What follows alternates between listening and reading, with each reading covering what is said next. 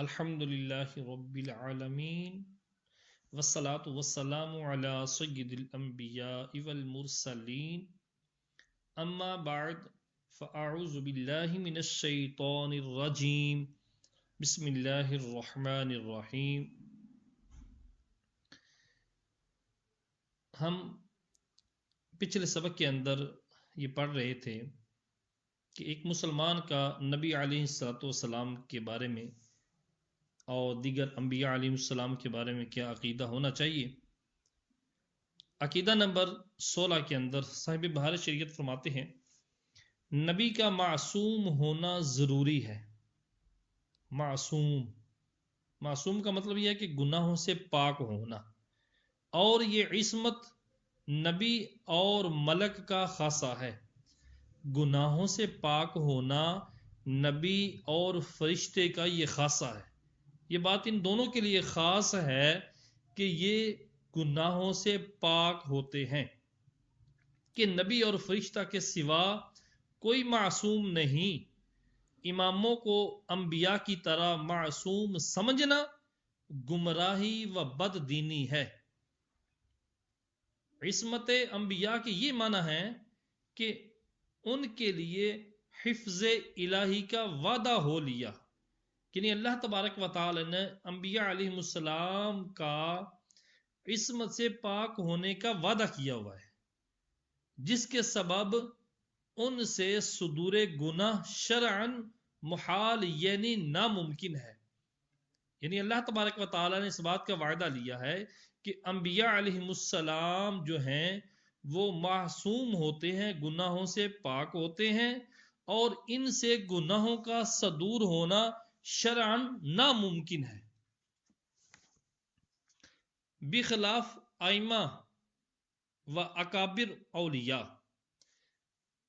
ائمہ حضرات، امام و اکابر اولیاء، ائمہ مجتہدین وغیرہ و اکابر بڑے بڑے اولیاء کہ اللہ تبارک و تعالی انہیں محفوظ رکھتا ہے، ان سے گناہ ہوتا نہیں، مگر ہو تو شرعن محال بھی نہیں،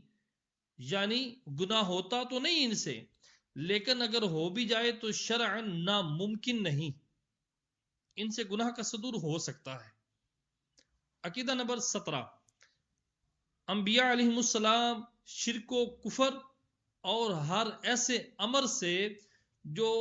خلق کے لیے باعث نفرت ہوں، یعنی انبیاء علیہ السلام شرک، کفر اور ہر وہ فعل کام جو مخلوق کے لیے باعث نفرت ہیں، جیسے کذب، خیانت، جہل، جہالت وغیرہ ذمیمہ صفات یعنی بری صفات سے، نیز ایسے افعال سے جو وجاہت اور مروت کے خلاف ہوں۔ وجاہت ایک بندے کی شان و شوکت، عظمت اور مروت کے بھی خلاف ہیں، قبل نبوت اور بعد نبوت بالاجماع معصوم ہیں۔ علماء کا، مجتہدین کا اس بات پر اجماع ہے کہ نبوت سے پہلے اور نبوت کے بعد یہ گناہوں سے معصوم ہیں، اور کبائر سے بھی مطلقاً معصوم ہے، کبیرہ گناہ سے بھی مطلقاً معصوم ہیں، اور حق یہ ہے کہ تعمد صغائر سے بھی، تعمد صغائر یعنی جان بوجھ کر چھوٹے گناہ کرنا، ان سے بھی نبوت سے پہلے اور بعد نبوت بھی معصوم ہے۔ انبیاء علیہ السلام ہر صفت ذمیمہ سے قبل نبوت، بعد نبوت پاک، منزہ اور بری ہے۔ عقیدہ نمبر 18، اللہ تعالی نے انبیاء علیہ السلام پر بندوں کے لیے جتنے احکام نازل فرمائے انہوں نے وہ سب پہنچا دیے۔ جو یہ کہے کہ کسی حکم کو کسی نبی نے چھپا رکھا، تقیہ یعنی خوف کی وجہ سے یا کسی اور وجہ سے حکم الہی نہ پہنچایا، وہ بندہ کافر ہے۔ عقیدہ نمبر 19، احکام تبلیغیہ میں انبیاء سے سہو، نسیان، بھول، خطا محال ہے، یعنی ناممکن ہے۔ ایسا نہیں ہو سکتا کہ اللہ تبارک و تعالیٰ نے انبیاء علیہ السلام کو فرمایا کہ فلاں علاقے میں جاؤ، فلاں فلاں شہر میں جاؤ، جا کر تبلیغ کرو، یہی حکم پہنچاؤ، اور نبی بھول گیا ہو، نبی نے غلطی کر دی ہو۔ یہ شرعاً ناممکن ہے۔ آگے، ان کے جسم کا برس و جزام، برس اور جزام یہ مرض ہیں دونوں، کوڑی کا مرض ہے، جسم کے اندر بیماری پڑ جانا وغیرہ، ایسے امراض سے جن سے تنفر ہوتا ہے، جن سے لوگ نفرت کرتے ہیں، انبیاء علیہ السلام کا پاک ہونا ضروری ہے۔ نمبر 21، اللہ عز و جل نے انبیاء علیہ السلام کو اپنے غیوب پر اطلاع دی، یعنی رب کعبہ نے انبیاء علیہ السلام کو اپنے غیوب جو ہے وہ مطلع کر دیے۔ اللہ تبارک و تعالیٰ قرآن پاک میں فرماتا ہے فَلَا يُظْهِرُ عَلَى غَيْبِهِ أَحَدًا إِلَّا مَنِ ارْتَضَى مِن رَّسُولٍ، پس وہ کسی بندے پر بھی، کسی پر بھی اپنے غیب کو ظاہر نہیں کرتا مگر رسولوں میں سے جس سے راضی ہو۔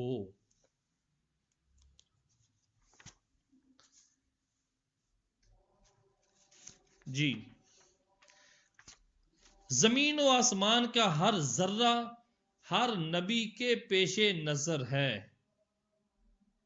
مگر یہ علم غیب کہ ان کو ہے اللہ تعالیٰ کے دیے سے ہے، لہذا ان کا علم عطائی ہوا، اور علم عطائی اللہ تعالیٰ کے لیے محال ہے، یعنی ناممکن ہے کہ اس کی کوئی صفت، کوئی کمال کسی کا دیا ہوا نہیں ہو سکتا، بلکہ ذاتی ہے۔ یہی تو فرق ہے۔ اللہ تبارک و تعالیٰ نے انبیاء علیہ السلام کو غیب عطا فرمایا، اللہ تبارک و تعالیٰ خود بھی عالم الغیب ہے، تو اگر کوئی یہ کہے کہ اللہ تبارک و تعالیٰ کا علم بھی علم الغیب ہے، غیب کو جاننے والا ہے، اور نبی بھی عالم الغیب ہے، نبی بھی علم غیب کو جانتے ہیں، تو یہ تو شرک ہو گیا۔ تو آسان سے لفظوں میں یہ سمجھایا جائے کہ اللہ تبارک و تعالیٰ نے انبیاء علیہ السلام کو جو غیوب عطا فرمائے ہیں، غیب پر مطلع کیا ہے، قرآن کے اندر بے شمار ایسی آیات ہیں جو اس بات کی واضح دلیل ہیں کہ رب کعبہ نے اپنے انبیاء علیہ السلام، بالخصوص نبی آخر الزمان صلی اللہ تعالی علیہ وآلہ وسلم کو علم غیب عطا فرمایا ہے، اور انبیاء علیہ السلام کا علم غیب یہ عطائی ہے، لیکن رب ذوالجلال کا علم، علم غیب، عالم الغیب ہونا وہ ذاتی طور پہ ہے۔ جو لوگ انبیاء بلکہ سید الانبیاء صلی اللہ تعالی علیہ وآلہ وسلم سے مطلق علم غیب کی نفی کرتے ہیں، وہ قرآن عظیم کی اس آیت کے مصداق ہیں۔ اللہ تبارک و تعالیٰ فرماتا ہے أَفَتُؤْمِنُونَ بِبَعْضِ الْكِتَابِ وَتَكْفُرُونَ بِبَعْضٍ، یعنی قرآن عظیم کی بعض باتیں مانتے ہیں اور بعض کے ساتھ کفر کرتے ہیں۔ کہ آیت نفی دیکھتے ہیں اور ان آیتوں سے جن میں انبیاء علیہ السلام کو علوم غیب عطا کیا جانا بیان کیا گیا ہے، انکار کرتے ہیں، حالانکہ علم غیب کی نفی اور اس کا اس بات دونوں حق ہیں کہ نفی جو کی گئی ہے وہ علم ذاتی کی ہے۔ وجہ یہ ہے کہ یہ خاصہ الوہیت ہے، یہ رب تبارک و تعالیٰ کا خاصہ ہے کہ رب ذوالجلال علم ذاتی کا مالک ہے، اور اس بات عطائی کا ہے۔ نبی علیہ السلام یا دیگر انبیاء کے لیے جو علم غیب ہم ثابت کرتے ہیں وہ اس بات عطائی کا ہے کہ یہ انبیاء کی شایان شان ہے، اور منافی الوہیت ہے، یعنی اس بات کرنا عطائی کا یہ الوہیت کے منافی ہے۔ اللہ تبارک و تعالیٰ کا علم عطائی نہیں، وہ تو ذاتی ہے۔ اور یہ کہنا کہ ہر ذرہ کا علم نبی کے لیے مانا جائے تو خالق و مخلوق کی مساوات لازم آئے گی، خالق و مخلوق کی برابری لازم آئے گی، باطل محض ہے، بالکل غلط ہے کہ مساوات تو جب لازم آئے کہ اللہ عز و جل کے لیے بھی اتنا ہی علم ثابت کیا جائے اور یہ نہ کہے گا مگر کافر بندہ۔ ذرات عالم متناہی ہیں اور اس کا علم غیر متناہی، ورنہ جہل لازم آئے گا، اور یہ محال ہے کہ خدا جہل سے پاک ہے۔ نیز ذاتی و عطائی کا فرق بیان کرنے پر بھی مساوات کا الزام دینا صراحتاً ایمان و اسلام کے خلاف ہے، کہ اس فرق کے ہوتے ہوئے مساوات تو ہو جایا کرے تو لازم کہ ممکن واجب الوجود میں معاذ اللہ مساوی ہو جائیں، کہ ممکن بھی موجود ہے اور واجب بھی موجود، اور وجود میں مساوی کہنا صریح کفر، کھلا شرک ہے۔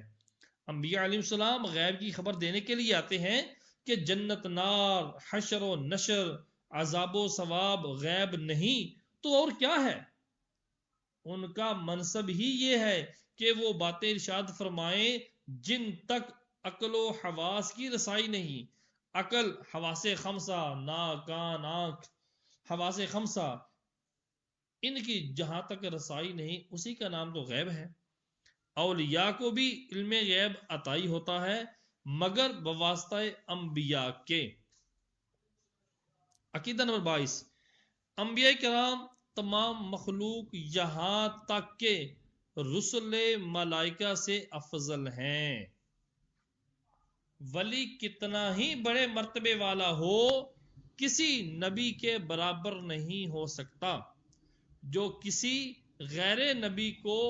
کسی نبی سے افضل یا برابر بتائے وہ کافر ہے۔ عقیدہ نمبر 23، نبی کی تعظیم فرض عین بلکہ اصل تمام فرائض ہے۔ نبی کی تعظیم کرنا فرض عین ہے،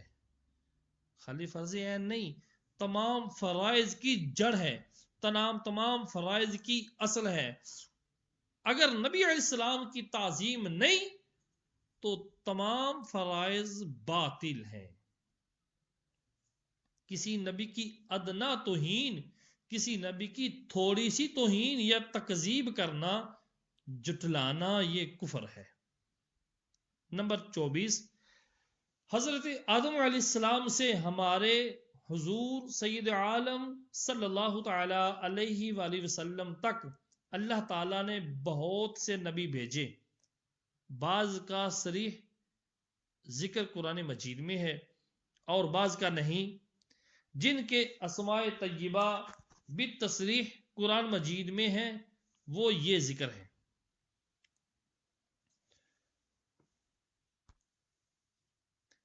حضرت آدم علیہ السلام، حضرت نوح علیہ السلام، حضرت ابراہیم علیہ السلام، حضرت اسماعیل علیہ السلام، حضرت اسحاق علیہ السلام، حضرت یعقوب علیہ السلام، حضرت یوسف علیہ السلام، حضرت موسیٰ علیہ السلام، حضرت ہارون علیہ السلام، حضرت شعیب علیہ السلام، حضرت لوط علیہ السلام، حضرت ہود علیہ السلام، حضرت داؤد علیہ السلام، حضرت سلیمان علیہ السلام، حضرت ایوب علیہ السلام، حضرت زکریا علیہ السلام، حضرت یحییٰ علیہ السلام، حضرت عیسیٰ علیہ السلام، حضرت الیاس علیہ السلام، حضرت الیسع علیہ السلام، حضرت یونس علیہ السلام، حضرت ادریس علیہ السلام، حضرت ذوالکفل علیہ السلام، حضرت صالح علیہ السلام، حضرت عزیر علیہ السلام، حضور سید المرسلین محمد رسول اللہ صلی اللہ تعالی علیہ وآلہ وسلم۔ عقیدہ نمبر 25، حضرت آدم علیہ السلام کو اللہ تعالیٰ نے بے ماں باپ کے مٹی سے پیدا کیا۔ قرآن پاک کے اندر بھی اللہ تبارک و تعالیٰ نے اس کا ذکر فرمایا: ان مثل عیسیٰ عند اللہ کمثل آدم خلقہ من تراب، اور اپنا خلیفہ کیا، اپنا خلیفہ بنایا، اپنا نائب بنایا، اور تمام اسماء و مسمیات کا علم دیا، تمام چیزوں کا نام اللہ تبارک و تعالی نے آدم علیہ السلام کو سکھائے، ملائکہ کو حکم دیا کہ ان کو سجدہ کریں، سب نے سجدہ کیا، شیطان کے از قسم جن تھا، وہ شیطان جو جنات کی قسم میں سے تھا مگر بہت بڑا عابد زاہد تھا، یہاں تک کہ گروہ ملائکہ میں اس کا شمار تھا،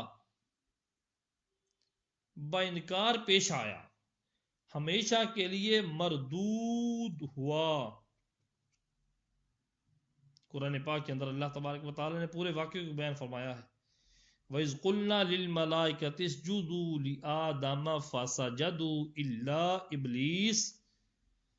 اللہ تبارک و تعالی نے اس واقعے کو پورے قرآن پاک کے اندر واضح بیان فرمایا ہے۔ عقیدہ نمبر 26، حضرت آدم علیہ السلام سے پہلے انسان کا وجود نہ تھا، بلکہ سب انسان انہی کی اولاد ہیں، اسی وجہ سے انسان کو آدمی کہتے ہیں، یعنی اولاد آدم، اور حضرت آدم علیہ السلام کو ابو البشر کہتے ہیں، یعنی سب انسانوں کے باپ۔ عقیدہ نمبر 27، سب میں پہلے نبی حضرت آدم علیہ السلام ہوئے، اور سب میں پہلے رسول جو کفار پر بھیجے گئے حضرت نوح علیہ السلام ہیں، انہوں نے 950 برس ہدایت فرمائی، ان کے زمانہ کے کفار بہت سخت تھے، ہر قسم کی تکلیفیں پہنچاتے، استہزاء کرتے، مذاق اٹھاتے، اتنے عرصے میں گنتی کے لوگ مسلمان ہوئے، باقیوں کو جب ملاحظہ فرمایا کہ ہرگز اصلاح پذیر نہیں، ہٹ درمی اور کفر سے باز نہ آئیں گے، مجبور ہو کر اپنے رب کے حضور ان کے ہلاک کی دعا کی، طوفان آیا اور ساری زمین ڈوب گئی، صرف وہ گنتی کے مسلمان اور ہر جانور کا ایک ایک جوڑا جو کشتی میں لے لیا گیا تھا بچ گیا۔ عقیدہ نمبر 28، انبیاء کی کوئی تعداد معین کرنا جائز نہیں، کہ خبریں اس باب میں مختلف ہیں، اور تعداد معین پر ایمان رکھنے میں نبی کو نبوت سے خارج ماننے یا غیر نبی کو نبی جاننے کا احتمال ہے، یعنی یہ تعداد ہمیں معین کرنا نہیں چاہیے کہ اتنے نبی ہیں، کیونکہ تعداد کے اندر اختلاف ہے، مختلف خبریں ہیں کہ کتنے نبی تشریف لائے، اگر ہم تعداد معین کر دیں گے تو ہو سکتا ہے انبیاء اس سے زیادہ ہوں، جو ہم نے تعداد بیان کی ہے وہ کم ہو، تو کئی انبیاء کو نبوت سے ہم نے خارج کر دیا، یہ بھی غلط ہے۔ اور اگر ہم تعداد ایسی بیان کرتے ہیں کہ اس سے زیادہ نبی ہوتے ہیں اور ہم کم بیان کرتے ہیں، نبوت سے خارج کر دیا، یا تعداد زیادہ بیان کرتے ہیں، انبیاء کم ہوتے ہیں، تو اس کے اندر بھی غیر نبی کو نبی بنا دیا، اس وجہ سے تعداد معین کرنا جائز نہیں، اور یہ دونوں باتیں کفر ہیں، لہٰذا یہ اعتقاد چاہیے کہ اللہ عز و جل کے ہر نبی پر ایمان ہے۔ عقیدہ نمبر 29، نبیوں کے مختلف درجے ہیں، بعض کو بعض پر فضیلت ہے، اور سب میں افضل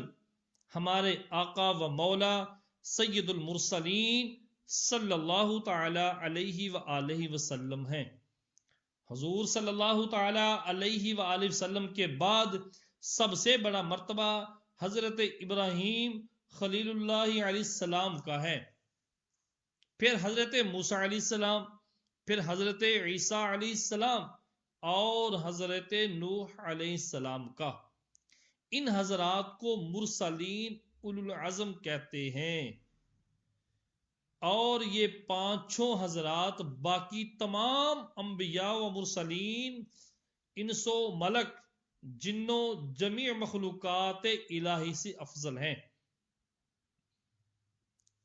ان پانچوں حضرات کو اولو العزم مرسلین کہتے ہیں، اور یہ پانچوں حضرات تمام انبیاء سے، تمام مرسلین انس و ملک ہیں، یعنی تمام انسانوں اور ملائکہ سے اور جنوں، تمام مخلوق سے افضل ہیں۔ جس طرح حضور صلی اللہ تعالی علیہ وآلہ وسلم تمام رسولوں کے سردار اور سب سے افضل ہیں، بلا تشبیہ، بغیر کسی شک و شبہ کے، حضور صلی اللہ علیہ وسلم کے صدقہ میں حضور صلی اللہ علیہ وسلم کی امت تمام امتوں سے افضل۔ عقیدہ نمبر 30، تمام انبیاء کرام علیہم السلام اللہ تعالیٰ کے حضور عظیم وجاہت و عزت والے ہیں۔ ان کو اللہ تعالیٰ کے نزدیک معاذ اللہ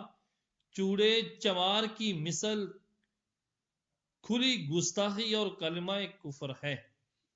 اگر کوئی یہ کہے کہ نبی کی تعظیم رب کے ہاں، نبی کی عزت رب کے ہاں چوڑے چمار کی طرح ہے، تو یہ نبی کی گستاخی ہے، جو کہ کلمہ کفر ہے، اور جو بندہ ایسا بکے وہ کافر ہے۔ عقیدہ نمبر 31، نبی کے دعوی نبوت میں سچے ہونے کی ایک دلیل یہ ہے کہ نبی اپنے صدق کا اعلانیہ دعویٰ فرما کر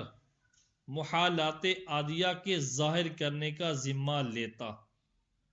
یعنی نبی ایک دعویٰ کرتا ہے، دعویٰ جب کرتا ہے تو دعویٰ کرنے کے بعد محالات عادیہ، یعنی عادتاً جو چیز ناممکن ہو اس کو ظاہر کرنے کا ذمہ لیتا ہے۔ جس طرح کسی کافر نے کہا، ابو جہل نے بکواس کی، اے محمد عربی اگر بتا دے میری مٹھی میں کیا ہے تو میں کلمہ پڑھ لوں گا۔ اور عادتاً آپ کو پتا ہے کہ کنکریاں بولتی نہیں، لیکن آقا علیہ السلام نے فرمایا میں بولوں یا جو کچھ تیری مٹھی میں ہے وہ بول لیں۔ سبحان اللہ، یعنی محالات عادیہ جو عادتاً ناممکن ہو، عادتاً ایسا ہوتا نہ ہو، لیکن نبی کر کے دکھا دے تو یہ نبی کی نبوت کی دلیل ہوتی ہے۔ آقا علیہ السلام کے سامنے کئی جانوروں نے بولیاں بولی ہیں، میرے آقا کے سامنے کئی درخت چل کر آئے ہیں، آقا کی بارگاہ میں استن حنانہ رو پڑا ہے۔ یہ محالات عادیہ ہیں، عادتاً یہ ناممکن ہے، لیکن نبی جب ذمہ لے لیتا ہے تو اس کو ظاہر کر دیتا ہے اور منکروں کو اس کے مثل کی طرف بلاتا ہے۔ اللہ تعالیٰ اس کے دعویٰ کے مطابق امر محال عادی ظاہر فرما دیتا ہے۔ جو بات عادتاً ناممکن ہوتی ہے، نبی جیسا دعویٰ کر دیتا ہے، اللہ تبارک و تعالیٰ اس دعوے کے اندر اس نبی کو سچا کر دکھاتا ہے، اور منکرین سب عاجز رہ جاتے ہیں، اور اسی کو تو معجزہ کہتے ہیں۔ جیسے حضرت صالح علیہ السلام کا ناکا اونٹنی، حضرت موسیٰ علیہ السلام کے عصا کا سانپ ہو جانا، اور ید بیدا حضرت عیسیٰ علیہ السلام کا مردوں کو جلا دینا، مادر ذات اندھے اور کوڑی کو اچھا کر دینا، اور ہمارے حضور صلی اللہ تعالی علیہ وآلہ وسلم کے معجزے تو بہت ہیں۔ سبحان اللہ۔ حضرت قتادہ کہتے ہیں یا رسول اللہ آنکھ کا ڈھیلا باہر آ گیا ہے۔ سبحان اللہ، لعاب دہن لگا کر قتادہ کی آنکھ میں رکھتے ہیں تو آنکھ جڑ جاتی ہے۔ اللہ اکبر۔ قتادہ کہتے ہیں یا رسول اللہ علیہ وسلم ایسا لگتا ہے جیسے یہ آنکھ کبھی خراب ہوئی نہیں۔ نمبر 32، جو شخص نبی نہ ہو اور نبوت کا دعویٰ کرے وہ دعویٰ کر کے کوئی محال عادی اپنے دعوے کے مطابق ظاہر نہیں کر سکتا، ورنہ سچے جھوٹے میں فرق نہ رہے گا۔ فائدہ، نبی سے جو بات خلاف عادت قبل نبوت ظاہر ہو، قبل نبوت نبی سے جو بات نبوت سے پہلے خلاف عادت کو ظاہر ہو جائے اس کو ارہاس کہتے ہیں، اور ولی سے جو ایسی بات صادر ہو اس کو کرامت کہتے ہیں، اور عام مومنین سے جو صادر ہو اسے معونت کہتے ہیں، اور بے باک فجار یا کفار سے جو ان کے موافق ظاہر ہو، جیسا وہ کرنا چاہیں ایسی کوئی بات ظاہر ہو تو اس کو استدراج کہتے ہیں، اور اگر جو کرنا چاہے اس کے خلاف کوئی بات نکل آئے تو اہانت کہتے ہیں۔ نمبر 33، انبیاء علیہ السلام اپنی اپنی قبروں میں اسی طرح با حیات حقیقی زندہ ہیں، حقیقی حیات کے ساتھ زندہ ہیں جیسے دنیا میں تھے، کھاتے پیتے ہیں، جہاں چاہیں آتے جاتے ہیں۔ تصدیق وعدہ الہی کے لیے ایک آن کو ان پر موت طاری ہوئی۔ اللہ تبارک و تعالیٰ نے فرمایا کل نفس ذائقۃ الموت، ہر ذی روح نے موت کا ذائقہ لینا ہے، تو اس وعدہ الہیہ کے سچ ہونے کے لیے ان کو آن کے لیے موت طاری ہوئی، پھر بدستور زندہ ہو گئے۔ ان کی حیات حیات شہداء سے بہت عرفہ والا ہے۔ امام الانبیاء صلی اللہ تعالی علیہ وآلہ وسلم کا فرمان علی شان ہے ان اللہ حرم علی الارض ان تاکل اجساد الانبیاء فنبی اللہ حی یرزق۔ فرمایا رب کعبہ نے انبیاء کے جسموں کا کھانا مٹی پر حرام کر دیا ہے، پس اللہ کے نبی زندہ ہیں اور ان کو رزق دیا جاتا ہے۔ دوسری جگہ آقا نے ارشاد فرمایا الانبیاء احیاء فی قبورہم، کہ انبیاء اپنی قبروں میں زندہ ہیں، فلہذا شہید کا ترکہ تقسیم ہوگا، شہید کا ترکہ، شہید جو چھوڑ کے جاتا ہے وہ تقسیم ہوگا۔ اس کی بیوی عدت گزارنے کے بعد نکاح کر سکتی ہے، جبکہ سب جانتے ہیں کہ شہید زندہ ہے، اس کی بیوی آگے عدت گزار کے نکاح کر سکتی ہے، بخلاف انبیاء کے کہ وہاں یہ باتیں جائز نہیں۔ نہ تو نبی کے جانے کے بعد ترکہ تقسیم ہوتا ہے، نہ تو نبی کے جانے کے بعد ان کی بیوی آگے نکاح کر سکتی ہے، نہیں کر سکتی۔ انبیاء کی ازواج مطہرات جو ہیں ان کی وفات ظاہری کے بعد آگے نکاح نہیں کر سکتی۔ یہاں تک کہ جو عقائد بیان ہوئے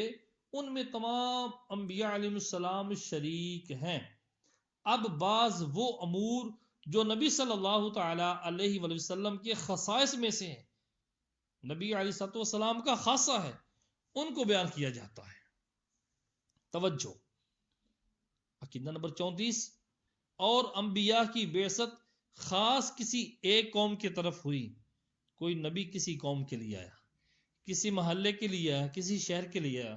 حضور اقدس صلی اللہ تعالی علیہ وآلہ وسلم تمام مخلوق کے انسان و جن، بلکہ ملائکہ، حیوانات و جمادات سب کی طرف مبعوث ہوئے۔ اللہ تبارک و تعالیٰ نے تمام مخلوق کے لیے، چاہے وہ انسان ہے، چاہے وہ جن ہے، چاہے فرشتے ہیں، چاہے حیوانات ہیں، جمادات و پتھر ہیں، سب کی طرف اللہ تبارک و تعالیٰ نے محبوب کو نبی بنا کر بھیجا۔ وما ارسلناک الا کافۃ للناس